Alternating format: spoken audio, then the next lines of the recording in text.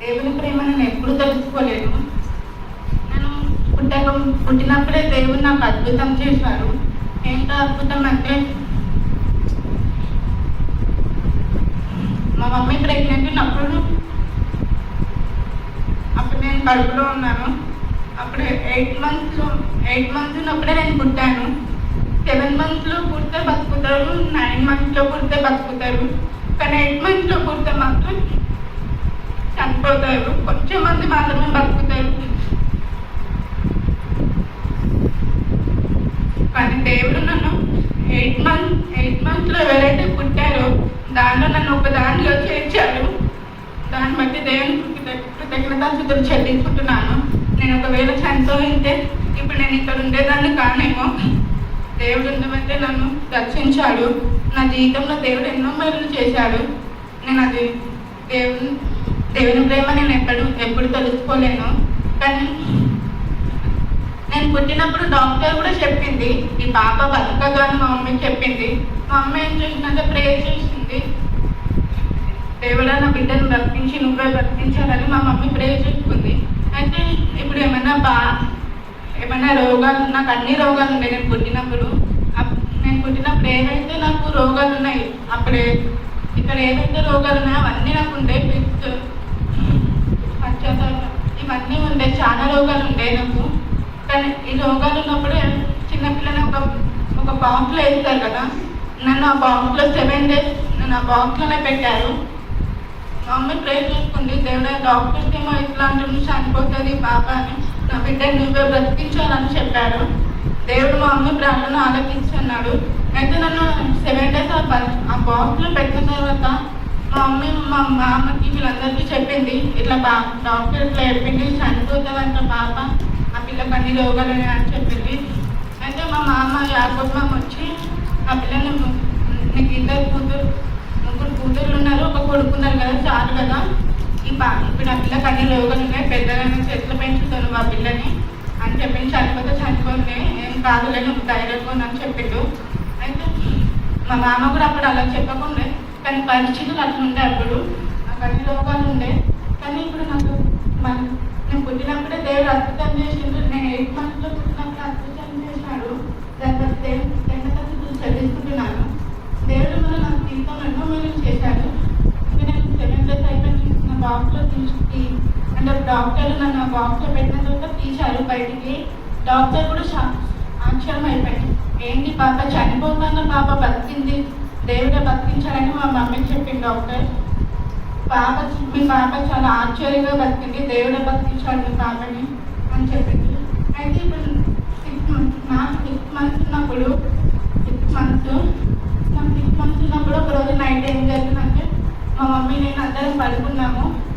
ఒకటి table fan ఉంటుంది కదా, ఆ టేబుల్ ఫ్యాన్ ఇక్కడ పెడితే దానికి ప్లగ్ ఉంటుంది కదా, ప్లగ్ అక్కడ పెట్టేసి ఒక వైర్, టేబుల్ ఫ్యాన్ ఉన్న ఒక వైర్ తెగింది. అది ముట్టుకుంటే షాక్ కొడుతుంది. మా మమ్మీ ఏం చేసిందంటే, ఒకవేళ నేనే వచ్చి దాన్ని ముట్టుకుంటేనేమో దానిపైన ఒక రగ్గు కప్పేసి పడుతుంది. నేనేం చేశానంటే మధ్యరాత్రి దాన్ని చూసుకుంటే అంటే జరుగుతుంటే ఆ వైర్ రగ్గు ఏదైతే మా మమ్మీ కప్పిందో అది గుంజి కింద పడేసాను. పడేసి ఆ వైర్ ఏదైతే తెగిందో ఆనే పట్టుకున్నాను నేను. నాకు పడించకపోతేనప్పుడు ఇంకా నేను ఏడుస్తూనే ఉన్నాను. మా మమ్మీ లేచింది, పెళ్ళి ఇట్లనే చేసినని మా మమ్మీ ఏడుస్తుంది. మా మమ్మీ ఇంకా ఏం చేయలేదు, నా కాళ్ళు పట్టుకొని గుంజుతున్నప్పుడు మా మమ్మీ కొట్టింది సౌండ్. కొట్టి ఇంకా మా అమ్మ వదిలేసింది. ఇట్లా కాదని ఇంకా చుచ్చి బంద్ చేసింది. ఇంకా చుచ్చి బంద్ చేసి వచ్చేలోపు ఇంకా నా చేతులు, మా మమ్మీ నన్ను చూసేలోపు నా 4 చేతులకు బొక్కలు పడింది ఇట్లా లోపలికి. బొక్కలు పడింది. ఇంకా పొద్దునైనాక చూస్తే మా మామయ్య అందరూ తిట్టింది మా మమ్మీని, ఇలా ఇంత దానం చేసుకుంటే నువ్వేం చేస్తున్నావు అసలని మా మమ్మీని తిట్టిండ్రు. దేవుడు మళ్ళీ నాకు అర్థం చేశారు. ఏంటో అర్థం అంటే, నేను పుట్టినప్పుడు డాక్టర్ ఏదైతే ఈ పిల్లకి అన్ని రోగాలు అని చెప్పారో ఆ కరెంట్ వల్ల నాకు దేవుడు నన్ను ముట్టి తాకి నాకున్న రోగాలు కూడా తీసివేశాడు. ఇప్పుడు నేను 6 months ఉన్నప్పుడు నాకు రోగాలు వచ్చినాయి. ఇప్పుడు నాకు 15 years. ఇప్పటివరకు నాకు ఒక రోగం కూడా రాలేదు. దేవుడు నన్ను ముట్టి స్వచ్ఛపరిచాడు. దాన్ని బట్టి దేవుడికి కృతజ్ఞతలు చెల్లించుకుంటున్నాను. దేవుడు నా ఎడలో ఎంతో కరుణ చూపించాడు, నన్ను బ్రతికించాడు. 8 monthsలో బ్రతికించాడు. మళ్ళీ నన్ను డాక్టర్ అసలు చెప్పలేకపోయింది ఈ పాప బతకని. కానీ దేవుడు నన్ను బ్రతికించాడు. దేవుని ప్రేమ నేను ఎప్పుడు గ్రహించలేకపోయాను. ఇంకా 2016 వచ్చేసి నాకు నేను అప్పుడు కొంచెం పెద్ద అయ్యాను. పెద్ద 2016 వచ్చేసి నాకు చర్చికి రావాలంటే నాకు ఇష్టం ఉండదు కాదు. పాటలు పాడడం వాక్యం వినడం అంటే నాకు అస్సలు ఇష్టం ఉండదు. ఎందుకు ఈ పాటలు పాడడం చర్చికి వెళ్ళాలని అనుకునేదాన్ని. కానీ నేను ఇంకా 2017 వచ్చేసి నేను ప్రేయర్ చేశాను. అయితే ఎందుకు నేను మందిరానికి రాకుండా నేను తప్పించుకుంటున్నాను తిరుగుతున్నాను అని దేవునికి ప్రేయర్ చేశాను. ప్రేయర్ చేసిన తర్వాత నేను మందిరానికి రావట్లేదు, నేను మందిరం అంటే నాకు ఇష్టం పుట్టి ఇలా చేయాలని నేను ప్రేయర్ చేశాను. దేవుడు నా ప్రార్థన ఆలోచించాడు. ఆ రోజు సంఘ ప్రార్థన ఉండే. సంఘ ప్రార్థన ఎందుకు నాకు వెళ్ళాలనిపించింది. సంఘ ప్రార్థనకి ఆ రోజు నేను ప్రేయర్ చేసిన రోజే వచ్చాను. పాటలు పాడేటప్పుడు నాకు ఎంతగానో ఇష్టం వచ్చేసింది. ఎంత మంచిగా పాటలు నేను కూడా పాడాలని పాటలు పాడుతున్నాను. వాక్యం కూడా ఎంత బాగా చెప్పారు నాకు హక్కులో. అది బాగా వాక్యం కూడా చెప్పారు. నాకు ఎంతగానో మంచిగా అనిపించింది వాక్యం. ఏంటి రాగానే ప్రేయర్ చేశాను. అయితే నేను నీకు అప్పుడు ప్రేయర్ చేసినాక నా ప్రార్థన ఆలోచించి నాకు నీ సన్నిధంగా నాకు ప్రేమ పుట్టేలా చేశావు. దాన్ని బట్టి దేవునికి కృతజ్ఞతలు చెల్లించుకుంటున్నాను. ఇంకా 2019 వచ్చేసి ఇంకా ఒకరోజు ఏమైందంటే ఏప్రిల్ 2019 ఏప్రిల్ 9 అయితే నేను ఇంట్లో ఎవరు లేకున్నప్పుడు అక్క స్కూల్కి వెళ్ళిపోయింది. అందరూ ఎవరి పనిలో వాళ్ళు వెళ్ళిపోయారు. నేను ఇంట్లో ఏం చేయాలో నాకు అర్థం కాలేదు. అయితే దేవుడు వేసుకొని ఎంతో ప్రేయర్ చేయాలనిపించి ప్రేయర్ చేశాను. ప్రేయర్ చేస్తున్నాను. ఏడుకుంటే నా కళ్ళు ఎదురైపోయినాయి. ఏడుకుంటే బాగా ప్రేయర్ చేశాను. మా అమ్మ ఎన్నోసార్లు చెప్పేది నాకు బైబిల్ చదువు. నేను అంత పట్టించుకున్న దాన్ని కాదు బైబిల్ని. అయితే నేను ఇంకా ప్రేయర్ చేస్తూనే ఉన్నాను. ప్రేయర్ చేస్తే దేవుడు విన్నట్టునే ఎట్లయినా మాట్లాడాల్సిందే అని నేను దేవుడు దగ్గరను పోరాడుతున్నాను. అయితే నేను ఇంకా కళ్ళు తెచ్చి చూశాను. బైబిల్ నొప్పుకున్న అంటే నాకు ఎంతో మనసు కుదరలేదు. అసలు నేను బైబిల్లో చదవాలి. నేను బైబిల్ తెచ్చిన ఏ వచనం చదవాలి, ఏ అధ్యాయం చదవాలో కూడా నాకు అర్థం కాలేదు. దేవుడు మనకి నువ్వు నాకు సాయం చేయాలని నేను చదవాలి అనుకున్నాను. అప్పుడు నా మనసులో ఆలోచన మొత్తం క్యాలెండర్ వాక్యం మీదకి వెళ్తుంది. ఎందుకు నేను అక్కడనే ఆలోచిస్తున్నాను. అక్కడ వెళ్ళాను క్యాలెండర్ వాక్యం వెళ్తే వెళ్ళినాక కూడా మళ్ళీ ప్రేయర్ చేసుకున్నాను. నాతో అర్థమయ్యేటట్టు మాట్లాడేసి అర్థమని ఇంకా నేను ప్రేయర్ చేసి మాట్లాడేటప్పుడు దేవుడు నాతో మాట్లాడాడు. ఏమనంటే నేను కన్నీరు పిలుస్తే నేను చూసి నేను నీ ప్రార్థన నేను అంగీకరించి ఉన్నాను అని దేవుడు నాతో మాట్లాడాడు. 25వ వచనంలో ఉంది. దేవుడు నాకు ఎంతగానో కరుణ చూపించాడు. ఎంత ప్రేమ చూపించాడో నాకు అప్పుడు అర్థమైపోయింది. మా అమ్మ వాళ్ళు ఎప్పుడు మాట్లాడుతూ ఉంటారు ఇంట్లో, దేవుడు నేను బ్రతికించాడు, దేవుడిని రోగాలు తీసివేశాడని. అవునా, దేవుడు నన్ను బ్రతికించాడని నేను అప్పుడు 2018లో గ్రహించాను దేవుడిని. నేను ఇంకా 2018 నుంచి నేను చర్చికి రావడం మొదలుపెట్టాను. ప్రతి సంఘ చర్చికి రావడం నాకు అప్పుడు ఎంతగానో ఇష్టపడేది ఉండేది. ఒకప్పుడు నేను అసలు చర్చికి రావడం ఇష్టం లేదు. నేను దేవుడు నా ఇంత కళ్ళు చూపించి చర్చికి వచ్చేలా చేశాడు. దాన్ని బట్టి దేవుడు కృతజ్ఞతలు చెల్లిస్తున్నాను. ఇదని చెప్పాలంటే నేను చర్చికి రాకుండా ఏదో ఒకటి ఇంట్లో ఏదో ఒకటి డ్రామా ఆడుతుండేదాన్ని. కాలేజ్ దాపెట్టేదాన్ని, కడుపున కోసం ఆలోచన ఎన్నో అబద్ధాలు ఆడేదాన్ని. ఇంకా నేను టీవీ సీరియల్ ఇవన్నీ చూస్తూనే ఉండేదాన్ని. అయితే దేవుని నామాన్ని దాన్ని ఇట్లా మార్చాడు. దేవునికి ఎంతో కృతజ్ఞతలు చెల్లించుకున్నాను. అయితే దేవుని నా జీవితంలో అట్లా మాట్లాడినాక 3 days మాత్రమే నేను దేవుని నాతో మాట్లాడడం సంతోషంగా ఉన్నాను. తర్వాత ఏమైందంటే 3 days మాత్రమే నేను అంత సంతోషంగా ఉన్నాను. మళ్ళీ 4th day నుంచి మళ్ళీ స్టార్ట్ అయ్యాడు పాపాలు. మళ్ళీ సాతానికి దగ్గర వెళ్ళిపోయాను. దేవునికి దూరంగా ఉండిపోయాను. మళ్ళీ ఇంకా నేను అప్పుడు ఇంకా పార్టీషన్ తీసుకునేది తీర్మానం కాదు. 2019 డిసెంబర్ 29కి తీర్మానం కార్డు తీసుకున్నాము. ఆ రోజు నేను ఉదయం వచ్చేటప్పుడు కూడా ప్రేయర్ చేసుకున్నాను. అయితే నాకు ఇన్ని మేలు చేసావు కదా, నేను బాప్టిజం తీసుకొనికే సిద్ధంగా ఉన్నాను. నువ్వు నాతో మాట్లాడితే నేను బాప్టిజం గురించి నాతో మాట్లాడితే నేను సిద్ధంగా తీసుకుంటాను. ఇంకా ఈ లోకంలో నాకు చెప్పాలి, నువ్వు ముందు తప్ప నాకు ఎక్కడ ప్రేరేసినా అందరూ ప్రేమిస్తాను. నువ్వు మాత్రం నన్ను ఎంతగానో ప్రేమించి వచ్చావు. అయితే నువ్వు చనిపోయేదాన్ని నువ్వు బ్రతికించావు ఎలా అనుకునేదాన్ని. అయితే ఒకరోజు ఏమైందంటే నేను అసలు ఎందుకు నేను ఏమైనా అవమానాలు మా ఫ్రెండ్స్తోనో మా బంధువులతోనో మా ఇంట్లోనో ఏమైనా అవమానం పడ్డాననుకోను నేను చిన్నదానికి ఏడుస్తుందాన్ని. అయితే వాళ్ళని ఎందుకు నువ్వు ఊరికే ఏడుస్తావు, చదువు లేకుండా చదువుతావు అని ఏడిపించేవాళ్ళు. టీచర్లు వీళ్ళంతా చెప్తారు చదువు లేకుండా చదువుతామని. నాకు ఏడుపు వచ్చేది. నేను ప్రేర్ చేస్తాను. అయితే నేను అప్పుడే చచ్చిపోయేదాన్ని. నువ్వు ఎందుకు ప్రశ్నించావు నన్ను, నేను తప్పించుంటే నేను బాగా తల్లిదండ్రులు అడగదు మంచి నిజం వచ్చేదాన్ని కదా అని నేను అనుకునేదాన్ని. అయితే దేవుడు నేను అప్పుడు యూట్యూబ్లో ఒక వాక్యం విన్నాను. ఆయన ఏం చెప్పారంటే, నువ్వు ఎప్పుడు చచ్చిపోవాలని అనుకోకు, దేవుడు నీ కోసం ఒక చిత్తపరిచి ఉన్నాడు, అది నీ టైం వచ్చినప్పుడు వస్తున్నది, నువ్వు చచ్చిపోతానని నువ్వు ఎందుకు అట్లా అనుకుంటున్నావని అన్న నా గురించి చెప్తున్నట్టు నాకు అనిపించింది. దేవుడు అలా మాట్లాడారు. ఎంతకాలం దేవుడు కరెక్ట్ నాకు చెప్తాను. దేవుడు నాతో ఖచ్చితంగా మాట్లాడాడు. నేను ఆ బుక్లో కూడా రాసి పెట్టుకున్నాను. దేవుడు నాకు ఎంతగానో ఆదరిస్తూ వచ్చాను. దాని బట్టి నేను తీసుకుంటున్నాను. ఇంకా బాప్టిజం తీసుకునేటప్పుడు ఆ రోజు లూకా అంకుల్ వచ్చారు చర్చికి. అప్పుడు అంకుల్ ఏమని చెప్పారంటే, ప్రకటన 3:20 చెప్పారు, ఇదిగో నేను మీ ఇంటి యొక్క నుండి నించుని తలుపులు తప్పించుంటేని నా తరపుని ఎవరైనా తీసిన ఎవరైనా నేను అసలు నాతో అతడితో నేను భోజనం చేయడమని దేవుడు మాట్లాడుతున్నాను. ఇంత బాగుంది అంకుల్, మంచి చెప్పిందలే అనుకున్నాను. ఇంకా సండే స్కూల్కి వెళ్ళినాక మా గురించి అప్పుడు మేము అందరం ఉంటాము పిల్లలను. ఇప్పుడు ఎవరైతే బాప్టిజం చెప్తుందో అలా తేజగా వచ్చిండే పైకి. ఇంకా అన్న చెప్తుండ్రు, అన్న ఎప్పుడు వచ్చినా మమ్మల్ని అడుగుతారు, కింద మీకు ఏమర్థమైంది, ఏం తిన్నారు నాకు చెప్పండి, దేవుడితో మీరు మాట్లాడారా అని చెప్పారు. అన్న చెప్పిండు, దేవుడు వచ్చే వరకు మీరు సిద్ధంగా, దేవుడు రావడానికి మీరు వచ్చే వరకు సిద్ధంగా ఉండాలి, లేకపోతే ఆ నరకంలో మీకు అగ్ని ఆరదు దుర్గు చావదు అని ఉంటుంది. మొత్తం మీకు తెలుసు నరకం అంటే అంత నరకంలో ఉంటుంది. ఆ సాధారణంగా ఏదో చెడు తరపులతో పాపం చేస్తారు, మీరు దాంట్లో పడిపోవద్దు, బాప్టిజం తీసుకొని దేవుడిని ఎదగాలని చెప్పారంట. అయితే అన్న చెప్పిండు, మాకు మంచి ఏమంటే మొదటి యోగాన్ని చదవండి, మీకు అర్థమైతే నాకు చెప్పండి మాట్లాడతాను చెప్పిండు. అయితే నేను మొదటి యోగాన్ని చదివాను. చదివిన మొదటి యోగాన్ని 1:9 దేవుడు నాతో మాట్లాడాడు. ఏమంత మాట్లాడంటే, మన పాపలను ఒప్పుకునే నమ్మదగిన వాడు ఈ మనుషులు సమస్త దుర్నీతిని మనం పవిత్రులుగా చేయడానికి చెప్తున్నాను. నా పాపములను ఒప్పుకుంటే దేవుడు చెప్తాడు. అయితే నేను బాప్టిజం తీసుకొని నా పాపాలని తీసుకొచ్చి దేవుడిని దేవుడితో శుభార్తలు దేవుడు నమ్ముకోవాలని చెప్పాలి అనుకునేదాన్ని. ఇంకా బాప్టిజం ఇంకా 2020 కరోనా వచ్చింది.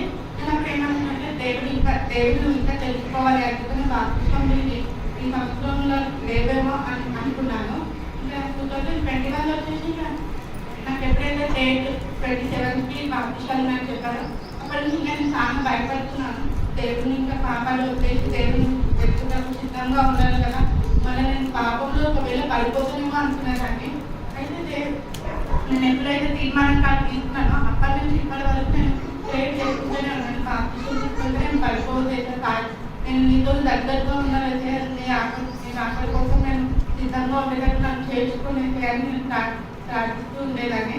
అయితే తేజన చెప్పినది మాకు నేను చెప్పాను అన్న నాకు ఈ వాక్యంతో మాట్లాడలేదు దేవుడు అని చెప్తే, అయితే తీర్మానం కార్డు తీసుకొని బాప్టిజం సిద్ధపడి నేను చెప్పాలి అన్న. సరే అని మేము అందరం బాప్టిజం కూడా సిద్ధపడ్డాము. అది రైతులు కూడా చాలా మంచి వాక్యం చెప్పాడు. నేను ఇంటి వద్దకు వచ్చి తలుపులు తప్పించుకుంటూనే అన్నాడు. దాని పేరు వల్ల నేను బాప్టిజం తీసుకొని నా హృదయం తలుపులు తెలుస్తానంటే నేను రాని నా లోపలికి రానికే ఆహ్వానిస్తానంటే అని దేవుడికి నేను ప్రేయర్ చేశాను. ప్లీజ్ అయితే నేను నా హృదయం తలుపులు తెలిస్తే నేను రాగలేదు, నాకు సైతం మామూలు నేను మళ్ళీ పడిపోకుండా చూసుకోండి అని చెప్పాను. ఇంకా బాప్టిజంకి సిద్ధపడ్డాను. బాప్టిజం కూడా తీసుకున్నాను. ఇంకోటి ఏంటంటే, రేపు బాప్టిజం అనగా ఈ రోజు నాకు అసలు ఇంట్లో పైసలు కూడా లేకుంటే, అసలు ఇంత పైసలు కూడా లేకుండే, మా ఇంట్లో బట్టలు తీసుకొని బట్టలు కూడా లేకుండే. నేను రేపు చూస్తాను అయితే మళ్ళీ ఎట్లయితే బాప్టిజం తీసుకొని సిద్ధపడ్డాను. నాకు బట్టలు లేవు, పైసలు లేవు, ఇంట్లో పైసలు వచ్చే కానీ ఇంట్లోనే సరిపోతున్నాయి. మాకు బట్టలు ఎప్పుడైనా చేయాలి దేవుడికి నేర్చుకుంటే కన్నీటితో ప్రార్థన చేశాను.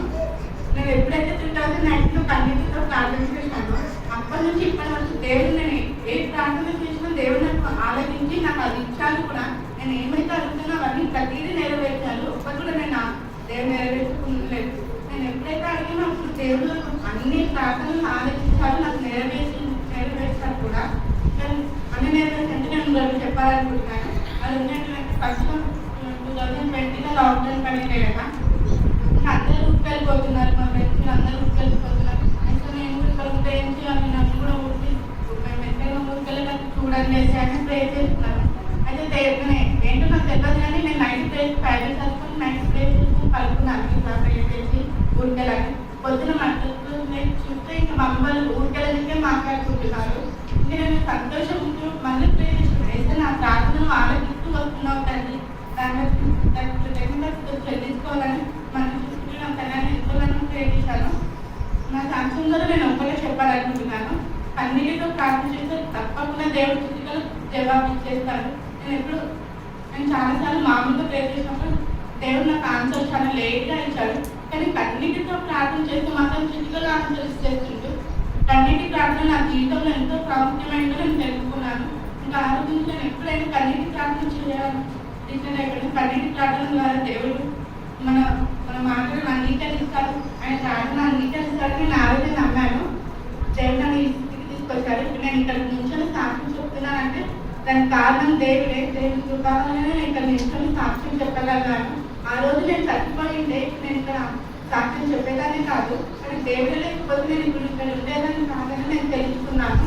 దేవుడికి కృతజ్ఞతలు చెల్లిస్తున్నాను. నా జీవితంలో ఎన్నో మేలు చేశాడు దేవుడు. నాకు చాలాసార్లు మాట్లాడాడు. ఇప్పుడు అవన్నీ నాకు కొంచెం గుర్తులేమో, కానీ రాసి తెలుస్తున్నాను. టైం అయిపోతుందని తొందరగా చెప్పేశాను. ఈ చిన్న సాక్ష్యం దేవుడు దీవించుగాక.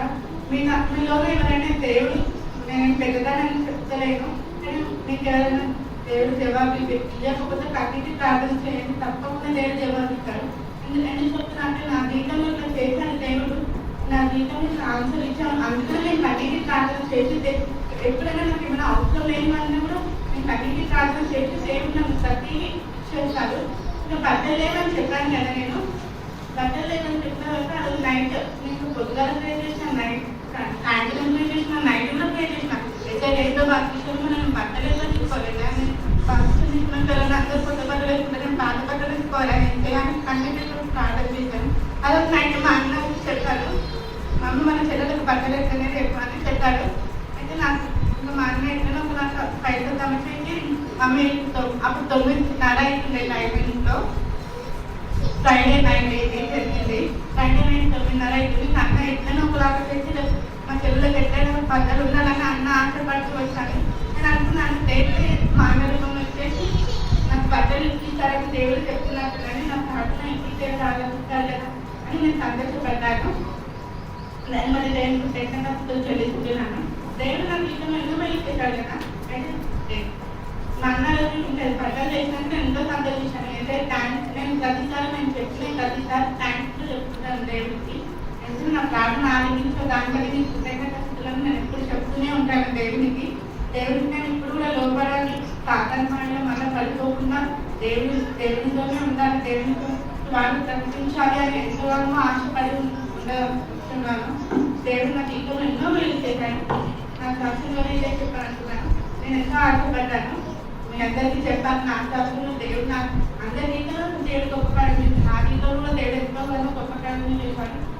అది ఎప్పుడు గ్రహించలేను, కానీ 2019 2018 దేవుడిని గ్రహించాలని దేవుడికి వెంబడిస్తున్నాను. ఈ చిన్న సంవత్సరం దేవుడిని రైతులు